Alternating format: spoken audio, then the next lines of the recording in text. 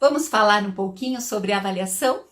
Então, a avaliação é um instrumento fundamental do processo ensino-aprendizagem, podendo ser realizada de diversas formas.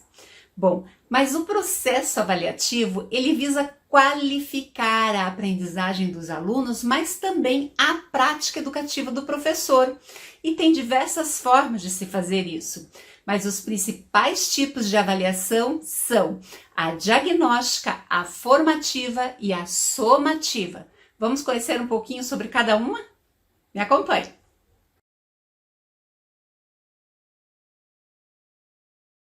Então, a avaliação diagnóstica do que trata? Ela é realizada no início do processo escolar.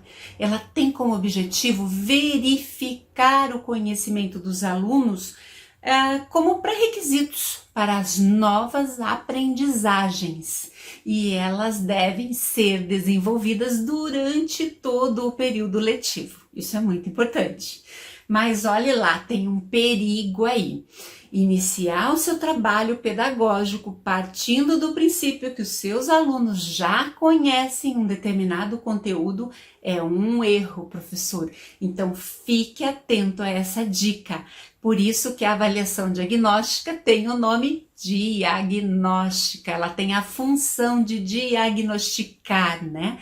Ela é realizada no início do curso, no início do período letivo ou no início de uma unidade de ensino.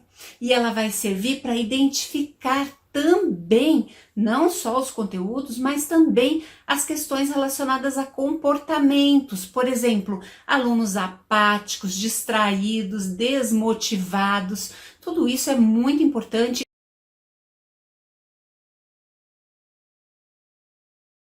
A avaliação formativa. Então, a avaliação formativa, ela vai informar professores e alunos sobre o processo ensino-aprendizagem. E é através desse tipo de avaliação que todos os envolvidos nesse processo ensino-aprendizagem vão ter condição de rever todo o conteúdo trabalhado. Olha que legal! Isso é muito importante, né? Então, é importante também destacar que esse tipo de avaliação ele deve redirecionar a prática educativa e, lógico, consequentemente, vai ter um efeito extraordinário na aprendizagem dos alunos. Logo, a avaliação formativa ela é um conjunto de práticas que utiliza diferentes métodos avaliativos para medir de maneira profunda e individual o processo de ensino-aprendizagem. Você veja que legal? Bom, ela vai fugir do tradicional e ela vai trazer o aluno para o centro da sua formação. Além dessas características, a avaliação formativa, ela também apresenta a autoavaliação. Importantíssimo, o estudante se autoavaliar, né? E ela vai gerar o maior engajamento entre alunos e professores e além de, neste processo, estar envolvidos diferentes modos de avaliação. Então, como exemplo, nós temos a autoavaliação, que ela vai permitir que os estudantes sejam mais ativos no processo ensino-aprendizagem.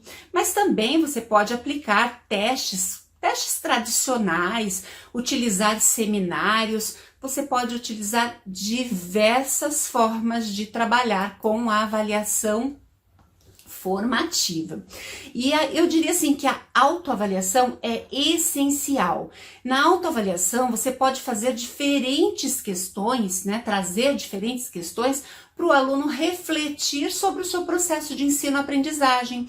Então, por exemplo, estudei os conteúdos trabalhados na aula, né? Realizei todas as atividades exigidas, participei das discussões com os meus colegas, relacionei o conteúdo aprendido com os outros conteúdos. Então tem diversas perguntas que você pode fazer ao seu aluno, ao qual ele vai classificar, por exemplo, como razoável, bom ou ótimo o seu desenvolvimento associados a essas questões.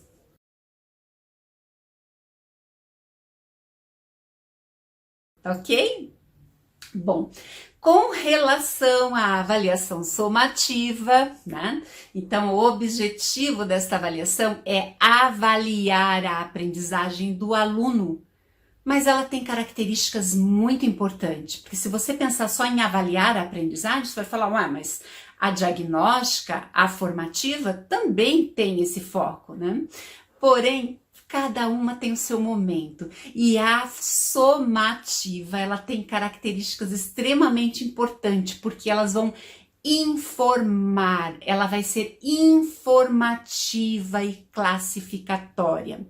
Nossa, professora, classificatória? Mas isso não está associado lá aos jesuítas, à pedagogia tradicional, né? Não temos que envolver novas metodologias, fazer a diferença, mas é isso, pessoal. Então, a somativa faz parte desse processo. Por quê? Porque ela, quando você pensa nela como informativa e classificatória, ela vai gerar dados sobre a qualidade do processo instrucional e o quanto os objetivos de aprendizagem foram alcançados ao final de um determinado ciclo, por exemplo, né? Então, essa avaliação, ela vai medir, né? Ela mede o fim de um ciclo de aprendizagem por meio de uma nota ou conceito, tá ok?